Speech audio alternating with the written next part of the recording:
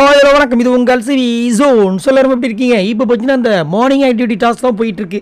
அதில் மாறி ஒருத்தரும் தன்னை யாரெல்லாம் வந்து கலாய்ச்சாங்களோ அவங்கள கலாய்க்கணும். தனக்கு யார் மேலாம் வன்மம் இருக்கோ அவங்கள வச்சு செய்யணும். நான் யார்கிட்டலாம் சேஃபாக விளாடணுமோ அவங்ககிட்ட நான் ஜிங்சா கடிக்கணும். எனக்கு எதுவுமே தெரியாதுங்க, நான் வந்து இங்கே ஒரு கடமைக்குன்னு வந்திருக்கேங்கன்னு சொல்லிட்டு மிச்சர் அங்கேயும் வந்து சாப்பிட்டு போனதும் நிறைய விஷயங்கள் நடந்துச்சு. அதில் பற்றி அருண் வந்து ஜாக்லினை பற்றி சூப்பராக பேசியிருந்தார். அதுக்கு முன்னாடி மஞ்சரி வந்து அன்ஷிதா பற்றின விஷயங்கள் தான் செம மாதம் இருந்துச்சு. ஏன்னா மஞ்சரியுமே அந்த மாதிரி தான். ஏன்னா மஞ்சரி வந்து எப்படி நம்ம பார்த்தோம் ஃபஸ்ட் வீக், அவங்க வந்த வீக்கில் வந்துட்டு ரொம்ப போல்டான பர்சன், ரொம்ப சூப்பராக இருக்காங்கன்னு. ஆனால் அதே ரெண்டாவது வாரம் கேப்டன் ஆனோடனே அப்படியே மட்டமாகிடுச்சு. அவங்களோட கேரக்டர் ரொம்ப வேறு மாதிரி போயிடுச்சு. தள்ளக்கண்ணு ஏறுது, கோவத்தில் என்னென்னமோ பண்ணாங்க. பட் நேற்று பார்த்தீங்கன்னா அதை மாதிரியே ஒரு விஷயம் நடந்துச்சு அன்ஷிதா பக்கம். அன்ஷிதா பக்கா ஒரு அடமெண்ட்டான கேரக்டர், ரொம்ப அடமெண்ட். அதுவும் வந்துட்டு டபுள் ஸ்டாண்டர்டு.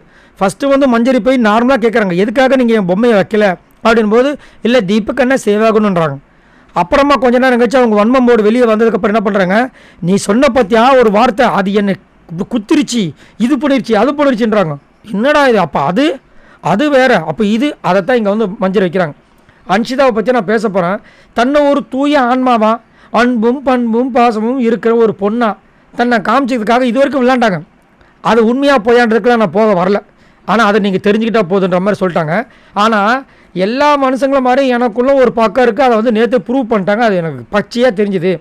அதே மாதிரி வலிமை, கோவம், வன்மம் எனக்குள்ளே இருக்குது. ஃபஸ்ட்டு வலிமை நாங்கள் கோவம் நாங்கள் அப்புறமா தான் வச்சாங்க வன்மத்தை. ஏன்னா ஃபஸ்ட்டு வன்மம்னு சொல்லிட்டாங்கன்னா அவங்களுக்கு இன்னும் காண்டாடுன்ட்டு வலிமை, கோவம், வன்மம் எனக்குள்ளே இருக்குன்னு தன்னோட அந்த பக்கத்தையும் நேற்று வந்து காமிக்க தொடங்கிட்டாங்க.